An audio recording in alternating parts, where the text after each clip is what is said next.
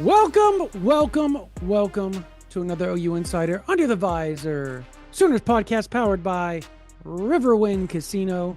My name is Brandon Drum. Parker Thune. Oklahoma kicks off their practices, Parker, 10 days from now. 8 days from now, the players will be back. And they will be getting ready with meetings, doing all that, garb to get prepared for practice numero uno. And we're going to talk about that. We're going to talk about our top 25 SEC players, preseason SEC players for the 2025 season. We're going to discuss why we picked some players in our all SEC teams during SEC Media Days. We're going to rehash a little bit of SEC Media Days, things that stuck out to us a little bit. That maybe we didn't discuss on a post SEC Media Day podcast. And we're going to discuss some recruiting things, some team notes, all that stuff right here on this version of the OU Insider Under the Visor podcast powered by Riverwind Casino. But first, we want to thank our sponsors. Well, you've already mentioned Riverwind twice. I'll mention them a third time. Yep. They are the presenting sponsor of the Under the Visor podcast and OKC's premier gaming destination for nearly 2 decades now. Almost 3,000 electronic games, table games, bars, and dining options, plus the best live music in the metro. It's no surprise that Riverwind is always a good time. Also, a shout out to our friends at Jana King, a partial sponsor of everything we do here at OU Insider. Jana King is the greatest team to ever clean and a proud partner of OU Athletics, delivering spotless results and solutions from stadiums to any size business across the country. So check out which of those solutions is best for you or your business by going to janaking.com. That's JANIKING.com. There you go. All right. So, obviously, we did the all SEC. And we're going to discuss some of our picks, why we picked our top, 1 through 16, how we did it. We posted our picks, obviously, for everybody to see. You can go to Twitter, see that if you don't want to listen to this podcast, whatever. But we're going to discuss if you don't want to listen to this podcast, you're already listening to this podcast, so might as well keep listening. Fair enough. Let us change your mind. Let us change your mind. So we're going to talk about why we made our picks at several positions. Quarterback, we had top threes we had to put in. I believe top 3. Was it, how many was it running back? Was it 6 at running back? Was it some of that extent? We'll discuss various important positions of why we did it, but we're also going to do, of all those positions, we're going to name, before we do all that, we're going to name our top 20 players in the SEC and why we have them ranked there. So, Parker. Brandon. I will start with you. Okay. You go first. Why? Top 20 players? Yeah, just go with number 1. Okay. Well, I didn't really rank these 1 to 20 because here's the thing about the SEC. There are so many talented football players in the conference. No, that's fair. This list of 20 inevitably leaves out some really, really talented dudes that are deserving of a spot on the team. Or you call it a team, whatever you want to call it, but deserving of a spot on this list. And so this is not like I'm not intending to omit anybody deserve. Yeah, I mean, I will fully acknowledge there are probably 40, 50 other players in the SEC that could warrant consideration for this list. But to me, number 1, and it was a pretty clear number 1, I felt pretty solid about my top 5 after that. It's like, okay, whatever. These guys are kind of all roughly on the same tier, if you will. But my number 1 was Ryan Williams. I just think at a position where there are so few premium players, he is objectively a premium player. Yep. And, the only guy that really locked him down last year was Eli Bowen. I mean, all year. Ryan Williams had his way in the SEC as a 17-year-old true freshman, and you couldn't get away from an Alabama football broadcast without it getting brought up that Ryan Williams was only 17. So to me, he's the number 1 player in the SEC. Number 2 and number 3, couple defenders, Harold Perkins and Colin Simmons, 2 guys that are just vicious.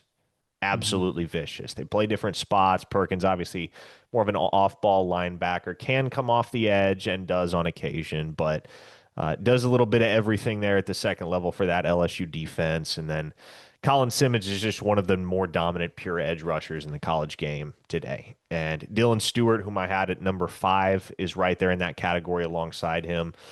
Number 4, I had Garrett Nussmeier. He was my first team All SEC pick at the quarterback position. Jim Nagy, Oklahoma's GM, said that if he had been in an NFL draft room on draft night this past year and Garrett Nussmeier was eligible in that draft class, he'd have taken Garrett Nussmeier over Cam Ward and any other quarterback and any other player on the board. So I know I'm not the only one that thinks very highly of Garrett Nussmeier, but I'll rattle off the other 15 because again, you're kind of splitting hairs between these guys to a certain extent. But Caden Proctor, Alabama offensive lineman, UGA defensive tackle Christian Miller, Lenoris Sellers, obviously the quarterback at South Carolina, UGA linebacker C.J. Allen, Texas linebacker Anthony Hill, John Mateer and DJ Lagway, Whit Weeks, the outstanding LSU linebacker, R. Mason Thomas, Sooner fans very familiar with that one. I have Armaj Reed Adams, the offensive lineman from Texas A&M, on my list. DJ Campbell, offensive tackle from Texas. KJ Bolden, the defensive back from Georgia, former 5-star recruit. Luke Hasz, Ole Miss tight end. Love me some Luke Hasz. Maybe it's the Oklahoman in me, but think he's going to have a big, big year down there in the SIP. And then last couple guys on my list are Jaden Ott and Barryon Brown. Love Jaden Ott. Think he has the potential to be one of the more productive running backs in the SEC, and they're going to feed him the football a lot this year in Norman. And then I just think Barryon Brown does so much and is so electric with the football in his hands. It would feel wrong to leave him off a list like this just based on how many different ways he can impact a football game. And he's going to be playing more meaningful football this fall at LSU than he has been at Kentucky. Mm-hmm.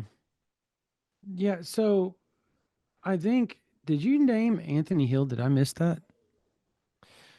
Anthony Hill. Yeah, I named Anthony Hill. He was on my list. Okay.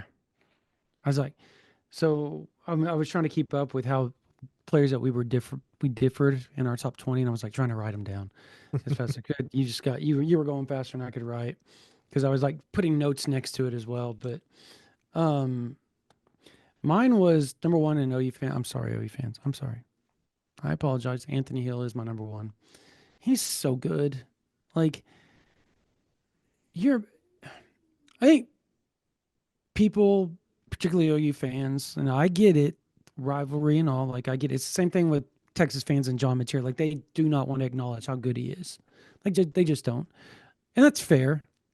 Anthony Hill's a badass, and he's so good. Like if he won the Butkus, it wouldn't be shocking. I did not have Harold Perkins, and he always slips my mind now because he was out for the majority of last year before he injured or got injured. He's he so was good, unbelievable. man. He's so good. And he was one of those that I kind of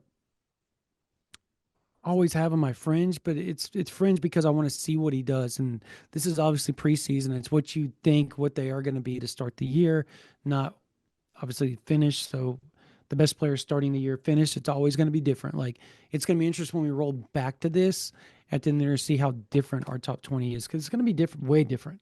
Oh yeah, I guarantee. Caleb Banks was my number 2 from Florida. I love Caleb Banks, defensive tackle out of Florida. Awesome player. Arguably one of the better defense. I'm a big O-line D tackle guy. Like I just think that's outside of quarterback, that's the power position in the SEC, or 2 positions in the SEC. 3, Caden Proctor, number 3. 4, John Mateer. 5, Dylan Stewart. 6, Colin Simmons. 7, Ryan Williams. Lenoris Sellers, quarterback from SC, number 8. Kendrick Falk, number 9, defensive end out of Auburn. CJ Allen, linebacker out of Georgia. Tyreek Sapp, defensive end out of Florida. Garrett Nussmeier, number 12. And I hear what Jim Nagy's saying, and I think Nussmeier is an absolute animal. Is he better than John Mateer like in college? And that's what we're going with college. Like as a pro prospect, he's a better prospect. I will concede that. Sure. 100%. But I'm talking about as a college player here. R. Mason Thomas, would be number 13 for me. 14, Christian Miller, defensive tackle out of Georgia. Arch Manning's number 15 for me. I do think he's going to have a really, really good year. Um, I felt like if I had DJ Lagway, Arch Manning, and Nussmeier as my top three, um, or excuse me, John Mateer, DJ Lagway, and Arch Manning as my top three, I moved Nussmeier above both of them when I actually got down to looking at it and writing my top 20 for some odd reason, which seems very contradictory. It is what it is. Um, but I have DJ Lagway following Arch Manning at 16, Jaden Ott 17. Sorry again, OU fans, Caden Green at number 18. He is so good, Parker. Like he is. He's a really good offensive lineman. I think everybody can I agree mean, with that. people have seen this, like OU fans saw it. They know. Yeah, They I know. know, but I'm apologizing. I've named like four guys that they're like, I can just hear them, just the vitriol coming through at me every time I name a Texas player or Caden Green. Um, Eli Stowers. Now, I'm a huge fan. You won't find a bigger Lucas fan, but I just can't overlook what Eli Stowers did last year. He was amazing. So I had to put him. And then I have a 20/2028 20B. It's another Vandy guy. Diego Pavia was my kind of my 21, but he was 20. So I felt like you said, it is so hard to name your top 20. Like when you name some of those players, I was like, I missed that guy. I didn't even think of that. Like I went through and I put it and I looked at my top picks and I just glossed over that guy. And that's how talented this league. This from a quarterback perspective. Is this the most talented conference in a long time? From a quarterback perspective, I mean, It's insane, dude. this is the most talented SEC in a while. I mean, because think about it. You have Garrett Nussmeier and Lenora Sellers that are almost unquestionably in a Yep. league of their own, at least right now, preseason in the SEC. Yeah. But then behind them, DJ Lagway, Arch Manning, John Mhm. Mateer. You'll have guys that are capable of playing their way into that conversation. Austin Simmons at Ole Miss. Yeah. Talon Green at Arkansas. He's a guy a lot of people forget about because he plays People at are gonna hate. Arkansas, and Arkansas is not very good. But Jackson Arnold's pretty freaking good, guys. Jackson, He is. He's a and good that may player. be the biggest wild card in the entire SEC at the quarterback Yep. position. Is like, what if last year's struggles at Oklahoma were more on the circumstances than they were on Jackson Arnold? If Jackson Arnold BB puts it said it. together at Auburn, and he is the guy that we saw at Denton Guyer High School back in the day, Mhm. then he absolutely has the potential to elevate into the top tier among Yeah. SEC signal callers. He Diego has the Pavia. potential. He has the raw ability to be a top 5 signal caller in the conference Mhm. if it is apparent, if it does become apparent that the issues that were present last year with his game were more just on the hopeless circumstances at Oklahoma than it was on the natural shortcomings that Jackson Arnold has. Yeah, I'm excited to see what he does this year. I think everybody is, and talked to so many Auburn people at that SEC media day, and they they just have glowing things to say of what he did during spring and how special he looked. Um, he's definitely the offensive line excuse is not going to be there. They Nope. haven't. It's the wide receiver excuse. As long as let me rephrase both that. If both units stay healthy, much like last season, if both units would have stayed healthy, I think you would have been looking at a much different offensive line unit for Oklahoma. Uh, a 100% a better wide receiver unit, but they didn't. Um, yeah, there's a this quarterback class is absurd.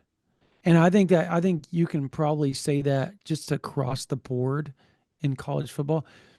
You didn't even talk about Stockton at Georgia. Like that guy's a former like wasn't he a 5-star as well? Was he? Was I he don't know. I'm not the close? biggest Gunnar Stockton fan. I'm not either, but I mean, whatever. Clemson, obviously. Trying to think of what other teams have like elite quarterbacks.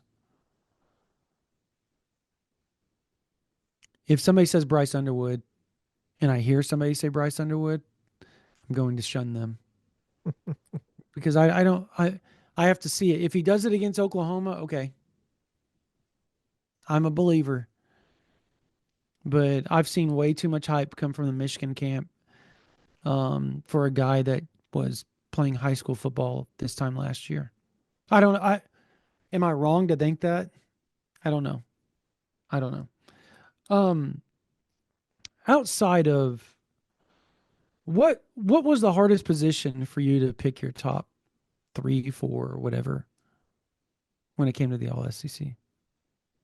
The hardest position, well, let me look back at my ballot here for reference. Who was I I asked agonizing you, and I over? went straight to the same thing. I was like, Yeah, let me no, look. I honestly, it was really, really tough. It was really, really tough to pick from the defensive because there are just so many talented defensive linemen in the Yep. SEC. Dylan Stewart and Colin Simmons were the two obvious answers. Christian Miller felt like a pretty obvious answer. R. Mason Thomas felt like a pretty obvious answer. I had all four of those guys in the top 20 that I listed earlier. But man, Did after you have that, Grayson Halton in your top eight? I did have Grayson Halton in my I top did eight. too. Yep. I did too. Dominic McKinley, remember him? Did you have him in there? Yeah, I did. Oh, nice. I did. I think Dom McKinley's going to have a big year. LT Overton, remember him? I do. That's another guy I had on my list. I think he wound up on the third team. Uh, and then the other selection I made was Jaden Jackson. That's a really good. So I had him originally on, and now that I step away from it and I think of Cole Kublik saying OU has the best defensive line in college football and in the SEC, and it's not close. And he said those words, it's not close, right? I feel like a moron. Like I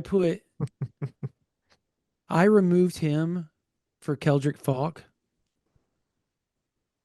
And it's not that Keldrick Falk's not amazing, because he is. He's a dynamic edge rusher. I felt like I felt like I was being a homer for having three OU defensive line. But now that I actually sit here and we're talking and I'm like verbalizing it out to you, it doesn't sound so outlandish. So I kind of agree with you. I wish I wouldn't have removed. I had R. Mason Thomas, Grayson Halton, and my last defensive line in my top eight was Jaden Jackson. And I removed him because I didn't want to be pegged as a homer. No, I mean it's fair. Like if people want to label me a homer for that, I can live with it. But if No, the but it's a good expectation, pick. He was a freshman yeah, All I mean American, if the Parker. expectation is that Oklahoma is going to have the best defensive line in the SEC and by consequence probably the best defensive line in the country, then it only makes sense that you'd have three Sooners on the ballot, right? And Yeah. those aren't three out of left field picks. No. Like R. Mason Thomas is going to be a high draft pick. Grayson Halton has the potential to be a high draft pick. Hadn't put quite as much on tape yet as R. Mason Thomas, but he's a returning. He's just a guy that has constantly and consistently made plays for Oklahoma over the last three seasons. And between him and Jaden Jackson, who was obviously good enough to start for a really solid Oklahoma defensive line last year as Hmm. a true freshman, they're all qualified to be on the ballot. There are no reaches there. Did did you have both Eli Bowen and RSJ for your defensive backs? I had they were all lower down the list, but Mine I too. had three more Sooners in that group. I had Eli Bowen, I had RSJ, Yeah, and I had Kendall Kendall Dolby. Yeah, Dolby. yeah, yeah. Parker is the president of the Kendall Dolby fan club. I, I will concede that all day. And again, I almost had him on there, but I have to like pull. I reel myself back a little bit sometimes, and I think I become a pessimist by proxy just because I don't want to be viewed as a homer, even if it's legitimate. Like Ken Dolby's legitimate. He was the leader of a very stellar defensive backfield. You remember the Tennessee game? That's all Herb Street was talking about. If you go rewatch it, Kendall Dolby is amazing. And when they lost him, in that game. He talked for like 15 minutes about that loss and what he means to that defensive backfield and to that defense as a whole. Um, so I think that's fair. I had Eli Bowen and RSJ. I thought the other hard one for me in particular was offensive line. It was it was so hard. I thought tight end was easy. It was Stowers, has Kitzelman, right? Like I think that's so easy, right? Offensive line, and weirdly enough, in my top 20, I didn't have Armaj Reed Adams, but I had him number one. I had a Caden Green. So and Caden Proctor. So I contradicted myself, but I also had DJ, DJ Campbell, Austin Barber, Chase Basantis, Corey Robinson. And this is one that, and I'm bringing this up on purpose, Parker. We talked about it off air, right? Jake Sexton was my last. He was number 8. And everybody's going to go, oh my God, Drum, that's a homer pick. I'll, maybe. And I'll take the peg on that, Parker. Because Pause.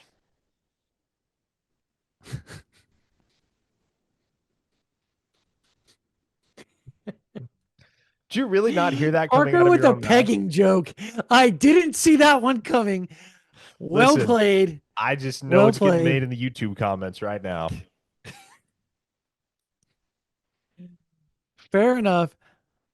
I will take, I almost said lashings, but that also could be construed into some sort of BDSM joke. So, uh, just all right. Oh, We're having brother. fun here, people. We had pegging and BDSMs. All right. Um, I'll take the jokes, the name calling. I'm trying to clean it up there. Um, talk to somebody today, very in tune with the offense, particularly the offensive line as well.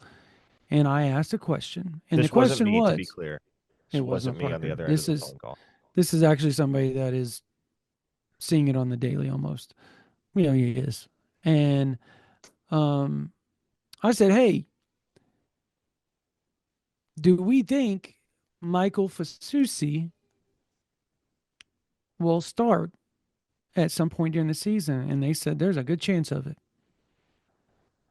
But they followed it with, however, anybody that thinks Jake Sexton's just going to concede that is wildly, wildly mistaken. They said, I'm going to quote him here, that dude has balled out during the spring and he's balled out this whole off season. He is a different dude right now. Now, obviously the pads aren't on, but I'm going to take that and I'm going to go back, Parker, and I'm going to look at 2023. And you remember how good he played that they didn't even bring back Tyler Guyton?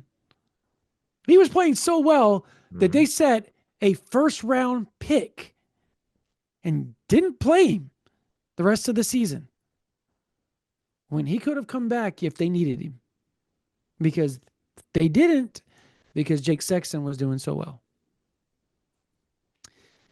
If that holds true in the freshman Jake Sexton, those 2 years, like you remember everything we were hearing about Jake Sexton as a freshman, like he's the next big star, he's the guy, and then he in the warm-ups of the Cheez Up Bowl he tore his ACL, right?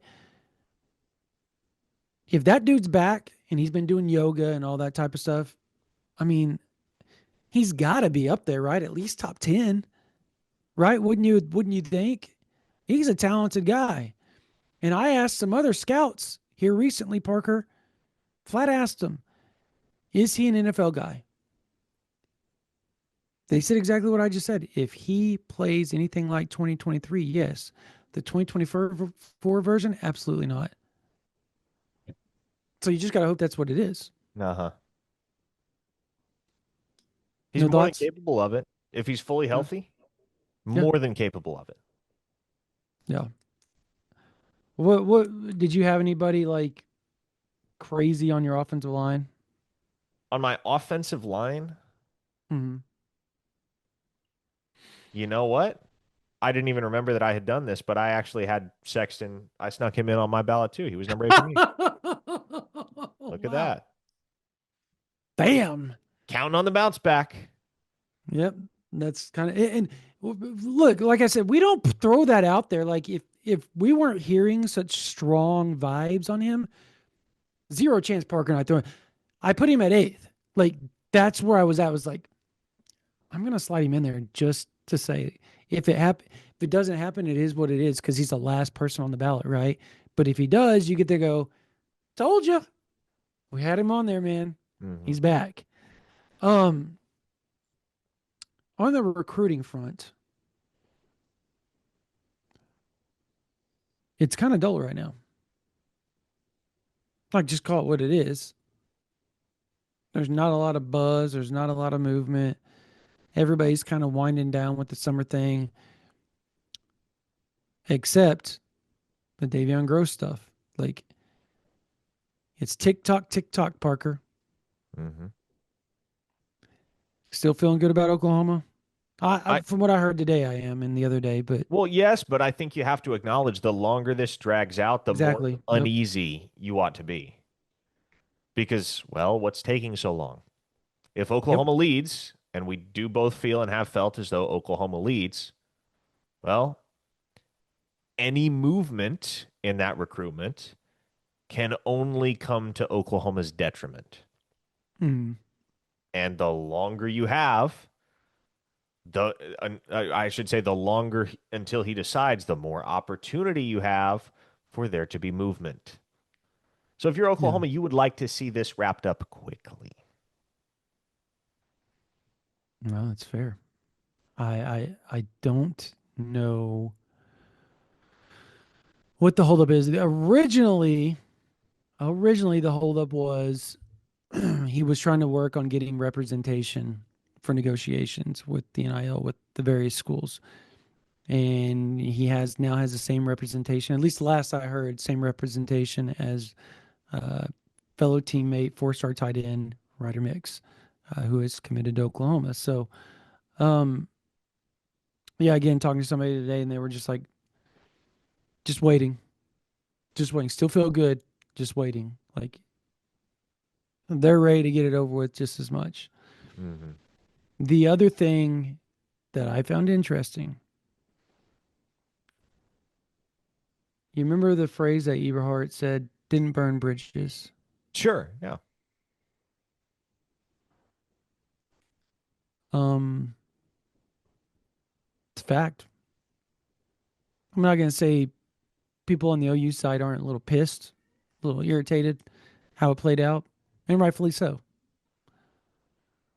But multiple sources told me they're not done swinging away there. They had a person tell me today, look, yeah, he essentially made everybody believe, I'm trying to word it very delicately here, made everybody believe that it was Oklahoma. And the wordings were strong that it was Oklahoma to him. I'll leave y'all. Y'all can take and you can run with it how you will with that. Hmm. Um, they did not know that he wasn't going to choose Oklahoma at the time. It was a they found out when everybody else found out that it was Illinois. Yeah. Um, however, the person said, "Look, there's a lot of kids. Why Oklahoma doesn't have like a big chunk of what they got 16 commits right now? Isn't that the number? 16 commits. Yes, sir. Why they're not at like 24, 25 yet is because the rest of those players they want to see Oklahoma play during the season. I think there's going to be this might be the first time Parker like how long has it been since Oklahoma's been waiting on like 8 or 9 guys to make a decision and or flip towards him or like where we're actually covering recruitments like valid recruitments this late into the cycle. How long has it been? It's been a while. Yeah.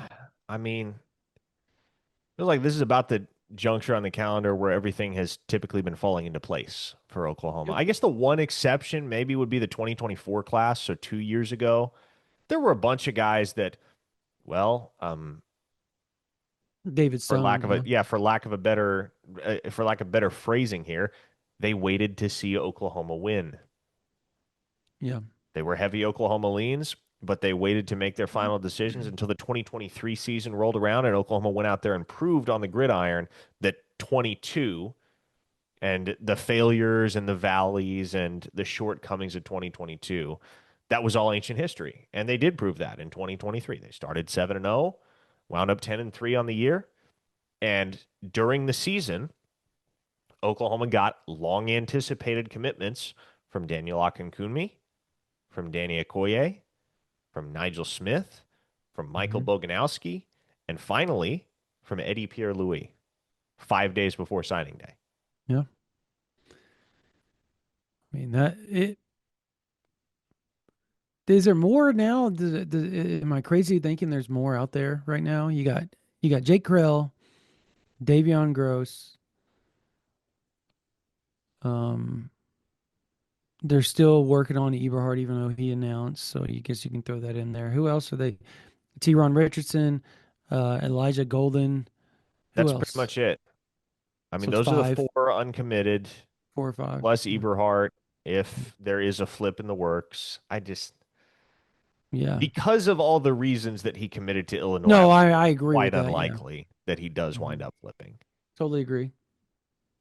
But if like I was told today, if Oklahoma doesn't, they're just going to go ahead and go portal. I mean, and that's the right move. I think if Oklahoma doesn't close out on these four, so they're going to have 20. There's going to be some other guys at Oklahoma potentially. If they win, Parker, I think you and I both agree that this class should end up around 22, 23 potentially if they flip some, if they win and they can start working on flipping some guys. But I will say this,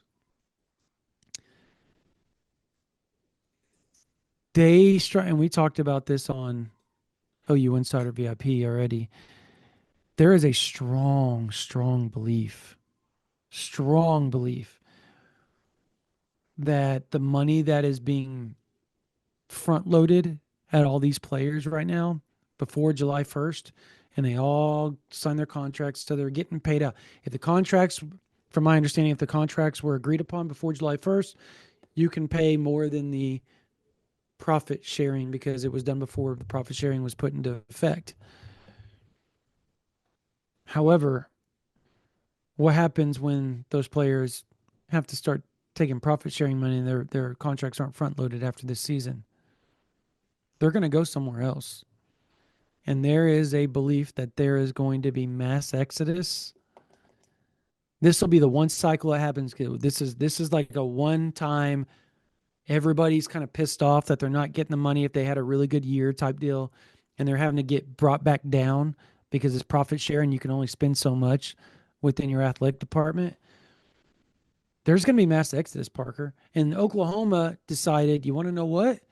They front loaded their seniors, right? Smartly because they're gone, so it doesn't matter, right? The rest of them are under the profit sharing. It's pretty. I know you fans get mad, Parker, but don't you think that it was pretty smart how they handled it? Time will Now they tell, get to but play yeah, the I game. like Yeah, I liked Oklahoma's strategy going into the month of July in the rev sharing era. I thought it was prudent to just kind of sit back and wait and not be one of those programs that gets out ahead of your skis. yeah. I mean, it's very Oklahoma, right? It wasn't hard to figure that was going to be the philosophy from the Sooners and their leadership. But yeah, I think that was the right call. I think there's a lot of uncertainty, a lot of unpredictability right now with all of that, particularly at the legislative level. And this program would be well advised to just kind of sit and wait it out and see what happens. Are you in agreement? Do you believe that there'll be mass exodus throughout the college ranks once the front loading contract. So do you think the players? Do you think it's going to be as bad or as, I guess, the Titanic shift that some people believe it's going to be? I think there will be a lot of decommitments come the season. I think there will be a lot of guys reevaluating their recruitments later on down the line. Now, how many of those are OU targets? How many of those guys are guys that OU built strong relationships with? Who can say? Yeah. But yes, I do think because of all the factors that I referenced just a few moments ago, I do think it likely that we're dealing with a situation where there is quite a bit of late movement in the 2026 cycle. Hmm. Do you think it's what about transfer portal? Are you in agreement with that? Like, there's like going to be a Titanic shift when the season's over and they've played really well, and they're like, "Guess what? We can't pay you what we paid you last year, brother. I'm sorry. This is what we can pay you." And they're like, "I'm out. That's not how this should work." Mm-hmm. Yeah, no, I think that potential certainly exists too. And again, like you'd expect, you'd hope, and you'd expect that Jim Nagy and his staff are ready to spring, Mm. depending on who that happens with. Yeah, I fully expect Oklahoma to make a splash one way or the other in the portal. Like, it just what Nagy did in the minimal amount of time that he had when he arrived in March was pretty awesome, right? Um, they closed the deal with several guys, and rightfully so. They did well. Any buzz you've heard, like any good, bad, none of the other like team stuff, like hearing anything? Not really. I mean, for the most part, even what I do here over the summer, I've expressed this before. I don't tend to put a ton of stock into it. The guys that moved the needle in the spring Mm-hmm. typically are the guys that are going to move the needle in the fall, and there may be a few late risers that start to contend for additional playing time. Cortland Guillory was a guy that picked up a ton of buzz in the spring for Yeah. his performance, as did Taylor Wine, right? Taylor Wine was a guy that really emerged in the spring as a serious player at that defensive end position, a contender 2 stars. So Taylor Wine, Cortland Guillory. I mean, those are the kind of the two guys in my mind that I'm going to be keeping a close eye on heading into the fall. PJ, Say that. Say it again. PJ at a bar. Oh, PJ. I thought you said TJ. I was like, TJ who? Yeah. Yeah, PJ, man. It was interesting. I talked to R. Mason Thomas at SEC Media Days, and R. Mason Thomas said everybody ought to watch out for PJ because once it clicks for Mm-hmm. him, he's going to be a monster. And so hopefully this is the year where it clicks, right? I mean, you'd Yeah. expect that this is the year where it clicks. This kind of has to be the year where it clicks for our Mason Tom, or I'm sorry, for PJ Adebayo. But if it does, he's a guy that is as physically gifted as any defensive lineman on Oklahoma's roster. He has stuff you can't teach. He has stuff that is God given and stuff Yeah. that's enable him. It's going to enable him to be an absolute force if he's healthy. So I just, for me, there's still a lot. Like, again, heard a lot of buzz of Michael Fasusi this afternoon, Jacob Sexton. Um, I'm starting to believe that Giovanni Gibson's going to play by Michigan. Really? Hmm. I look. Do you think This that's a is not. good thing? That's the thing. I don't know. I don't know. I don't know. And after everything that we saw last year, like, I'm hesitant. Like, I'll just say this: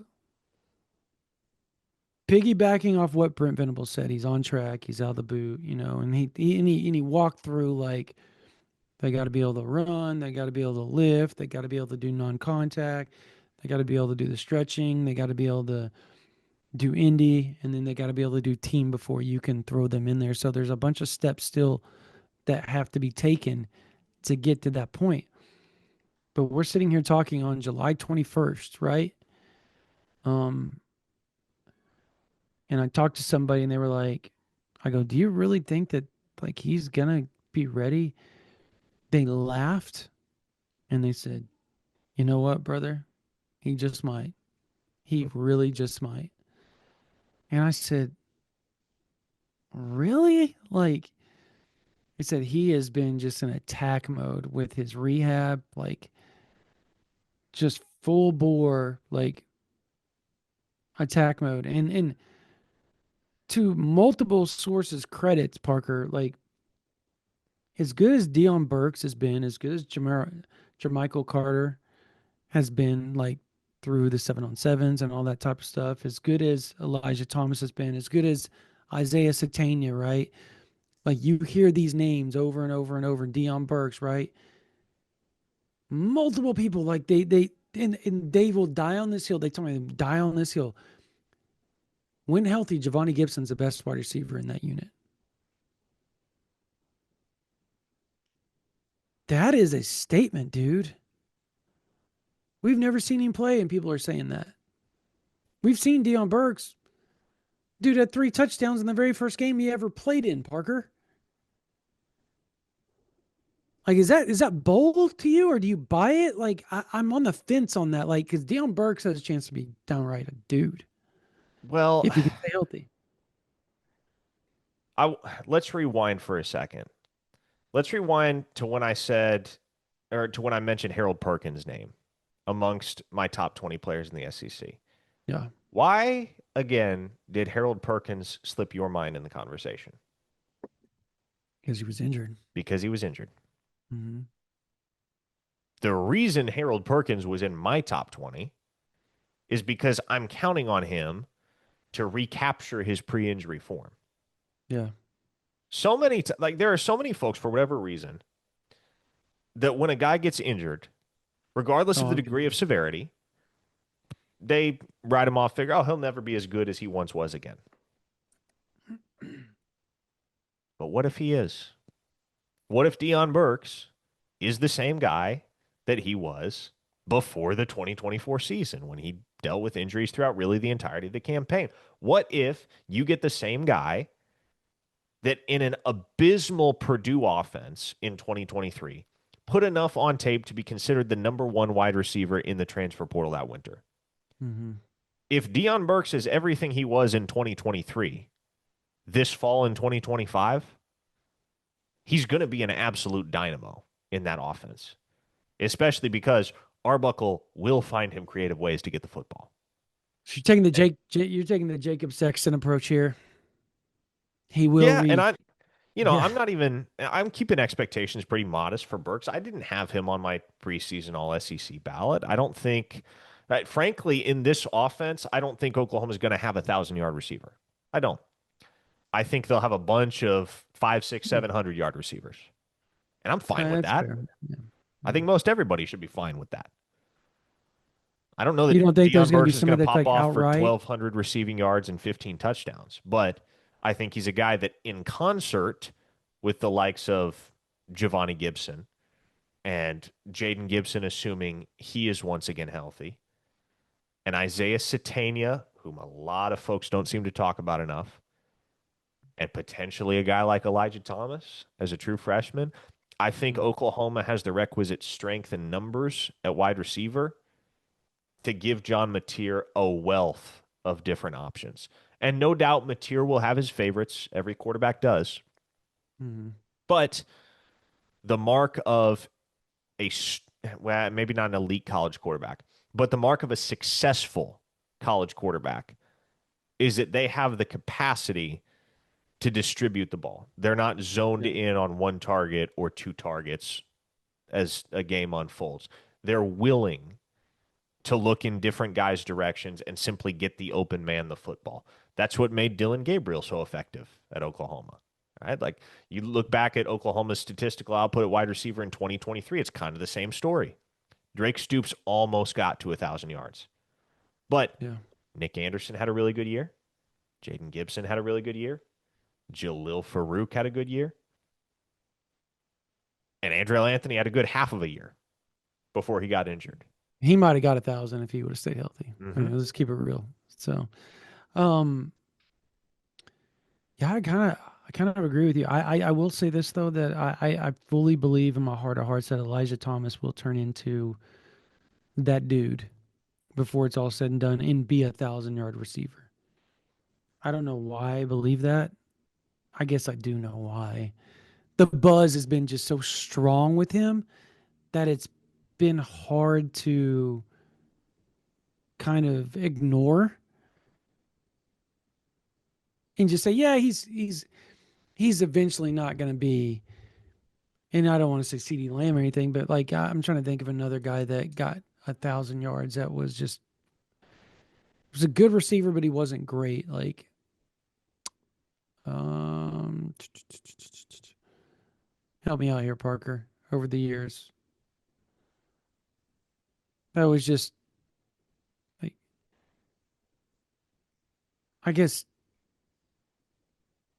does Kenny Stills get kind of a lackluster rap at Oklahoma, even though he was like phenomenal? Maybe like a Joaquin Iglesias.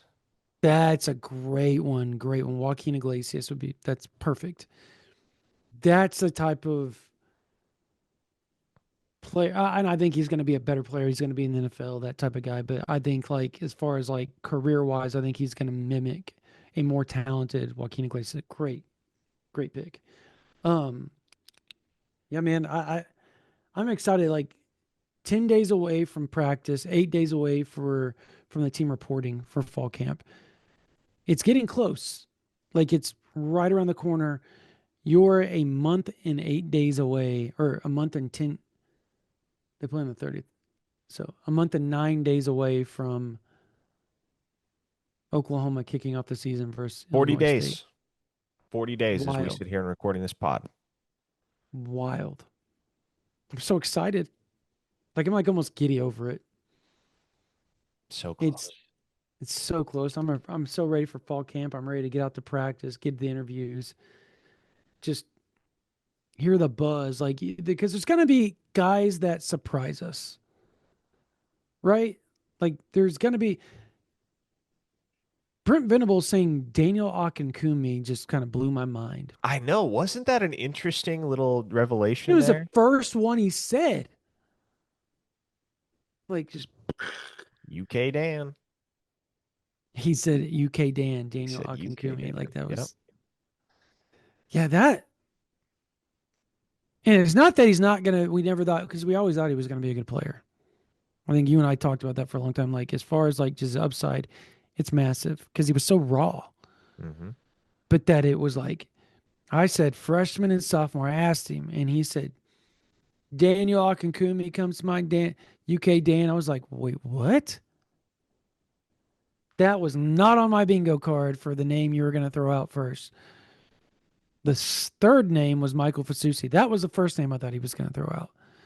And after that, it was just kind of a. Yep. But he's got a chance, man. I think the offensive line's going to be really. I don't want to say really good. They're going to be good this year. Is that fair? I think Like that's above more than fair. average. Yeah. I mean, Yeah. if they're good, if they're just good, that should be good enough.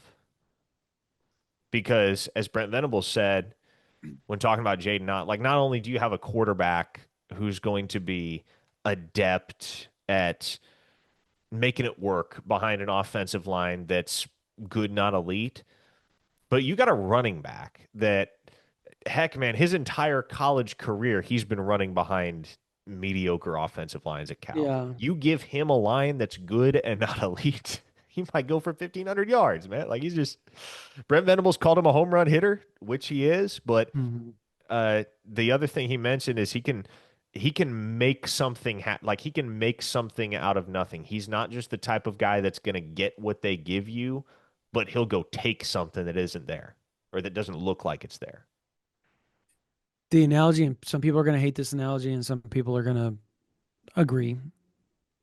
He is a less patient Gavin Sawchuk. And what I mean by that, they have a very similar body structure. They're both home run hitters, right? When Gavin Sawchuk hit the corner, it was night night, right? Like you weren't catching him when he got out in the open. But Sawchuk, and I've talked to so many people that have known him forever and all that type of stuff, and they'll say this like he's almost too patient at times. No, he was. He was too patient at times. And Odd is not. Odd is, okay, it's not there. I'm going to try to go sideways and cut up the field and make something happen. Like, it's not, that's where the hole's supposed to be. That's where I'm going to go. Oh, it's not there. Get what you can get type deal. And Javante Barnes is the same way, right? They just kind of barrel through and they got what they got behind a very, very poor offensive line. Um, Jaden Art's elusive in space. And I think that differentiates him from a lot of guys that Oklahoma has on the roster outside of what Taylor Tatum. Because X isn't elusive in space. He's going to power through things. We know Javante Barnes is not elusive in space. He is a magnet to contact. Mm, mm. I Mm-hmm. think both Xavier Robinson and Javante Barnes have the ability to make plays in They space. they do, but they're not like hard to tackle in a phone booth type guy like Odd is. That's what I'm talking about. Like super bouncy in tight spaces. Do you not agree with that? I mean, so yes, they're different types of backs than Ott is, but I I don't don't know. know I've that I watched would. Xavier since he was eighth grade, so I don't. Fair enough. Yeah, I mean, I we've seen explosiveness from both Xavier Robinson and Javante for Barnes during their sure. careers at Oklahoma. I feel Yeah. like that the explosiveness that Barnes brings to the table has perhaps been overlooked and forgotten to a sense because he hasn't been himself in terms of explosiveness since his freshman year in 2022. And that's But probably fair. yeah, Javante Barnes is a good open field runner when he's 100% of himself. He's a good open field runner. Yeah, I think we just for 2 years we've watched him run towards contact, and I think that's kind of made us forget. Yeah, he was really good at his freshman year, but so was Sawchuk. So I mean, like, and Sawchuk was good at it in 2023. So um, I think last year has really jaded a lot of our views on a lot of different players. Was that fair? I think, and that's really not who they are. I think overall. And to the credit of some of the OU staff, I know that some of them have talked to some of the new. I'll just say this: some of the new staffers that come in, the support staff, the scouts and stuff, when they came in and they were watching film, there were several people that told me the coaches told them, "Do not watch 2024. Throw that film away because that's not who half these guys are. Go watch 23 if you want to see the real version of a lot of these guys." And I think that's what you got to go do. Yeah. All right. That's going to do it for this version of the OU Insider Under the Visor Sooners podcast powered by Riverwind Casino. If you're not a member of OU Insider, we're on three. $1 for the first week. Go for a shot. Lots of, I got a cool feature coming from the SEC Media Days of takeaways accompanied with sourced notes along with quotes and stuff. So there's a lot of really good content, team stuff that we talked about zero of it on here, by the way. That's how in depth it is. So if you want to know more about what's going on behind the scenes with the team, if you want to know more what's going on behind the scenes with basketball recruiting, and Porter Moser's killing it right now. Our guy Brody Lusk has been throwing up some amazing team notes and recruiting notes on the basketball side. Uh, Parker and I have been throwing up notes and all kinds of stuff as far as like football and team and all that. Jesse Crittenden's been killing it with all sorts of SEC write ups. Man, go to OU Insider, OUinsider.com on three. We have the best national team. We have the best recruiting national team. We have the best national team as far as join us. It's fun. There's thousands and thousands and thousands of OU fans already on there, and it's a blast. So OUinsider.com, $1 for the first week.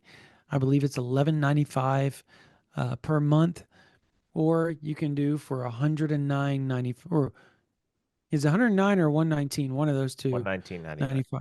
119.99 will get you a whole year of OU Insider. It's worth it. I promise you. You're saving money too by doing that. Or you can do the $11.99 per month, which is still a great deal. But give us a try. $1 for the first week. OUinsider.com. All right. For Parker Thune, my name is Brandon Drum. We will see you on the live Wednesday night. Make sure you're there. 8:30 Central, 9:30 Eastern. For Parker Thune, my name is Brandon Drum. You guys have a blessed day.